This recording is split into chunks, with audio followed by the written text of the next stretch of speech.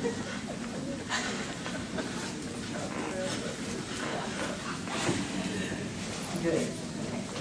All right, I'm talking to the mic. Can everyone hear me? Okay. We were just laughing, Tyler and Brooks were hearing the third-year students now, which is wonderful. And I'm looking at all that, saying, how in the world did they ever learn all that? You know, they did. And so I'm glad they're here because they'll be able to talk, act like talk, and just give you an idea of what it really is like to be a medical student and how you do absorb all that knowledge and learn it. Because it's an amazing amount that you have to take in. But I'm going to talk with you a little bit about how you get into medical school. And just know that what I'm talking about, a lot of medical schools are looking for the same kinds of students. We just happen to do it in a little bit different way because we do have a formula that we put everything in. And Dr. Underwood is our chairman of the admissions committee, and he always says to the students, it's a numbers game. And unfortunately, when you're applying to medical school, you are in with a large number of students who are also outstanding. And when it comes right down to it, the students that we interview and have to reject are absolutely wonderful students who will eventually get to medical school. But because we only take so many students a year, we can't take everyone. And so I'll talk about what our process is like. And then afterwards, like we said earlier, we'll be available, and I'll let the students talk, and then we'll be available for any questions y'all may have. Wait, let me back up just one second and tell you about. These are some of our students who are actually in medical school. They serve on the admissions committee, and I like to tell students that when you come to medical school, you do study a lot, but you do a lot of the things that you do when you're in undergraduate school also. You're going to want to serve on committees. Every committee in the College of Medicine has student representations. The admissions committee is no different. We elect 2 students in the first year class every year, and they serve until they graduate. And so we usually have 8 students on the admissions committee serving at any time. They have the same voting privileges as if they were chairman of the committee. So they serve on that committee. They're valuable members. They really have great insight into the process because they're not far from it. I mean, they sat where y'all were sitting not long ago. So that's a group of students too. A couple of them have already graduated, so I need to update my picture and get the newest students in there. All right, I have a brochure also. I have a brochure, my cards, and y'all can pick these up afterwards, so you don't have to do a lot of this writing because it's going to say this. But one thing that MUSC is a little bit different in than other medical schools, we start out by saying you have to have at least 90 semester hours. And I tell students all the time, that is not to say you can go 3 years to college and come to medical school. These are unusual students who we take after 3 years. Those are usually students who've been out working for a while. They're non-traditional students. Maybe they were in the military. They got their courses in different places. Come together. They finally have 90 hours when they come to medical school. But they're typically very mature in their 30s. We want you to finish your baccalaureate degree. So most students are applying to medical school after their junior year. We don't have any specific courses. Nobody's going to sit down with your transcript or your academic record and see that you took 8 semester hours of organic chemistry and 2 of those were in the lab. But you have to do well on the medical college admission test. And you are going to probably be applying to other medical schools that do have requirements. And so we talk about this a lot at MUSC because some of the faculty seem to think we need requirements. But in reality, people who come to medical school have all the pre-med requirements. I think, years ago, the reason we dropped these is because we do want to encourage you to have a broad background, do well on the MCAT. But I would say, as I was looking at students, because we used to evaluate transcripts, and we had to look and see that you really did have all these courses. But you would have someone who'd come from, just say, the University of Georgia, that may be on the quarter system, and somebody who had 2 semesters of physics, or 2 quarters, and that equals 6.6 semester hours. So we'd say, you know what, you have to go back and take another course in physics because you're not eligible. And so things like that started happening, and it's like, 99.99% of the students already have these courses. It's a lot of going back, trying to figure out who needs to take the courses, following up, making sure they take them. We don't need that, and so that's why we really don't have that. We suggest that you take courses like biochemistry, cell biology, anatomy, physiology, microbiology. You don't have to take all those courses. We're just saying if you have a spare place in your curriculum, you may want to take 1 or 2 of those courses because when you come to medical school, if you have a little bit of the language of a course, it makes you feel a little bit better right off the bat. and then no specific major is required. And the question I get all the time is it, you know, what if I have a double major? And, you know, it's really two majors that are very tough.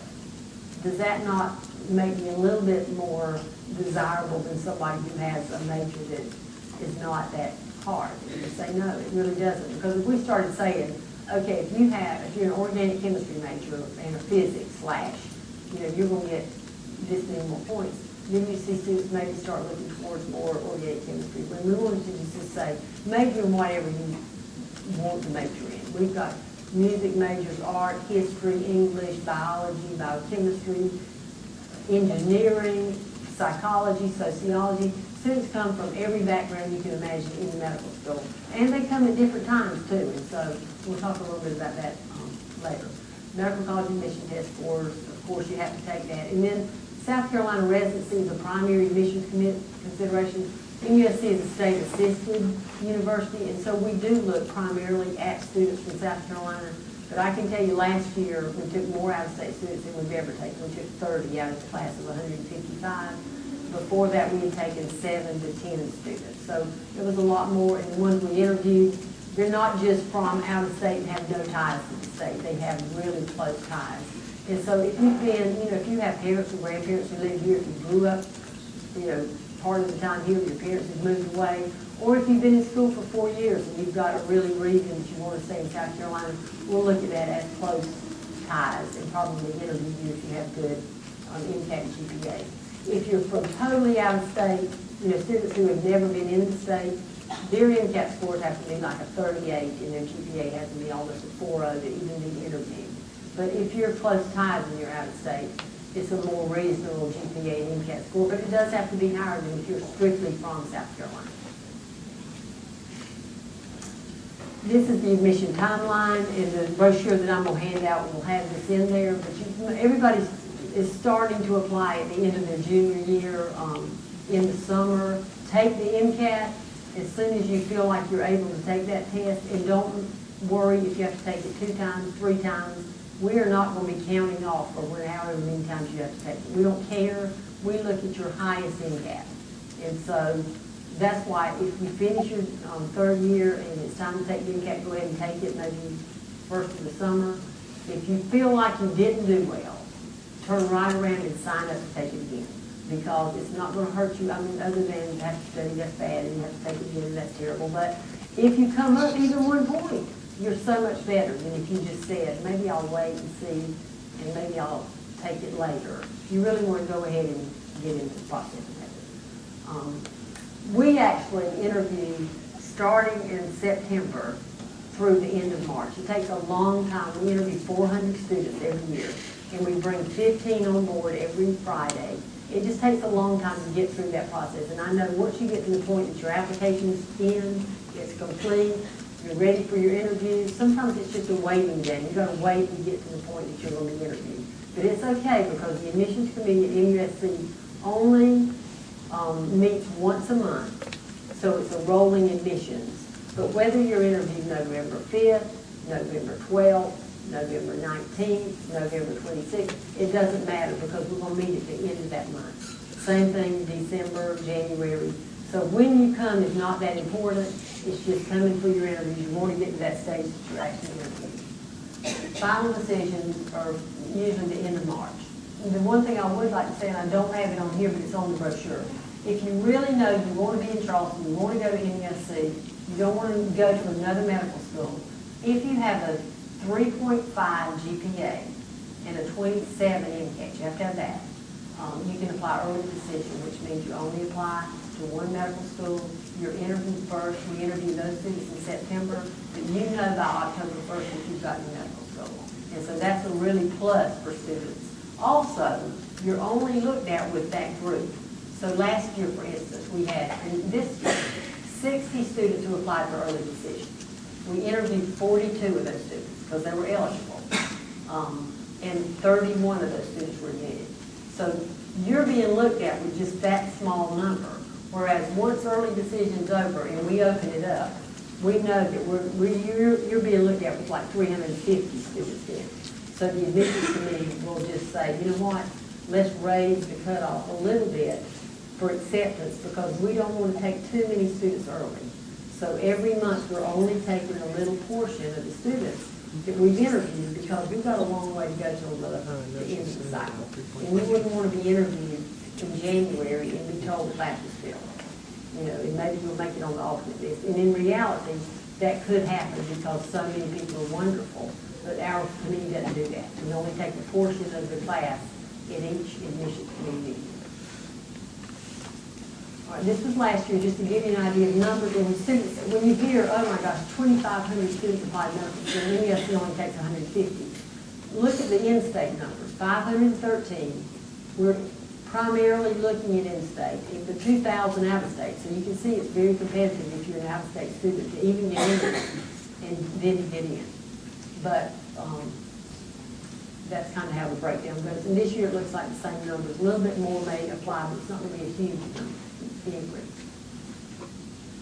These are the underrepresented students. Every class tries to get, we like a lot of diversity at MUSC, and all kinds of diversity we're looking for. We look for students who are older, who are married, are underrepresented in medicine. These students are Native American, African American, and Hispanic. And these are just numbers of students from 2009 who applied to MUSC from in-state, 69, out-of-state, 183. MUSC does such a great job of not only recruiting underrepresented students, but also retaining the students who come in all not only underrepresented, but the majority of students also. Our dean was asked to give a talk at AAMC like 2 weeks ago. He actually spoke with the dean from Vanderbilt, and it was on how does MUSC do such a great job of getting such a diverse class, and also the retention rate. Very, very few people do not make it through medical school when you come. Even seeing that lecture, it's like, that is so amazing to me to think that 155 students come in every year, and we expect 155 students to be graduating in 4 years. Now, certainly, life happens to everybody. So you can come to medical school, and within the first semester, there's going to be a few of those students who are probably going to have to come back next year and start again, because things do happen to them. And there's a lot of support for you when you come to medical school. I was telling a student yesterday who actually had driven down from Easley with her parents. I said, it's so amazing when you go to undergraduate college, you're totally on your own. You know, you go away from home and you suddenly have to get up on your own and go to class, and nobody's going to be making you do that. And you either pass or fail, and your grades come in the mail, and you show them to your parents. But when you're in medical school, we have someone, the dean's office, we're looking behind the scenes to make sure that you're successful while you're in medical school. And it's not like, oh, we're policing you and that's a terrible thing. It's really a wonderful thing, because after the first block test, and our students will tell you about that in a little while, there's somebody in the dean's office who looks to see how everybody in that class is doing. And if anybody's on the border, like they may be failing, or somebody really is failing, the students are called in to find out what's going on, to get them help in whatever it is. Because people who come to medical school, y'all all are bright. You have to be. You cannot be in medical school if you're not. So you're used to doing well in your classes. You come to medical school, you can't imagine if suddenly it's not working and you're not doing well, and you don't know how to reach out a lot of times and get help. So we don't wait for you to start sinking. We immediately, before you even get to that point, bring you in and get you help. Okay. Now, how do we decide who we're going to interview? We don't just look at everybody from South Carolina and bring everybody in. The first thing is we don't want anybody to fail. So you have to say, okay, well, how are we going to screen for interviews? And so we do have this formula that we plug in your GPA.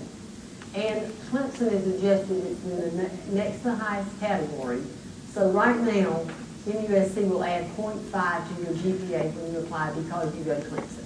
And that's a great thing, because in this formula, if you have a 3.5 GPA, you suddenly have a 4.0.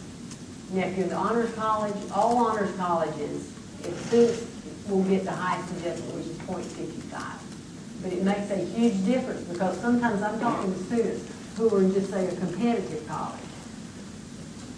Or there's some colleges